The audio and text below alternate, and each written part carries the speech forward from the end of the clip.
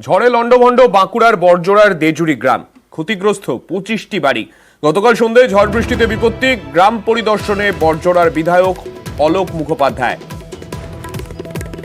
ঝড়ের তীব্রতা এতটাই বেশি ছিল যে বেশ কয়েকটি বাড়ির টিনের চাল উড়ে যায়। ক্ষতিগ্রস্ত হয় গ্রামের কমপক্ষে 25টি বাড়ি। খবর পেয়ে রাতেই গ্রামে ছুটে গিয়ে ক্ষতিগ্রস্তদের পাশে দাঁড়ানোর আশ্বাস দিয়েছেন বড়জোড়ার বিধায়ক। বাঁকুড়া জেলায় গত এক সপ্তাহের বেশি সময় ধরে তীব্র তাপপ্রবাহে রীতিমতো নাকাল হয়েছিলেন সাধারণ মানুষ। একদিকে প্রায় 43 ডিগ্রির কাছে তাপমাত্রা যখন একদিকে পৌঁছে গিয়েছে, ঠিক তার পাশাপাশি বাতাসে অতিরিক্ত জলীয় বাষ্পের উপস্থিতির কারণে গলদঘর্ম অবস্থা সেখানকার মানুষের। সেই পরিস্থিতিতেই সকলেই সামান্য বৃষ্টির আশায় ছিলেন।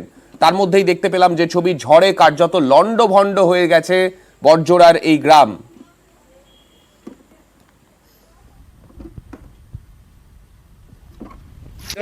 वो चले চলো চলো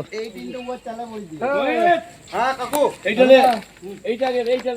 এটা কি নাম আছে? সঞ্জয় আছে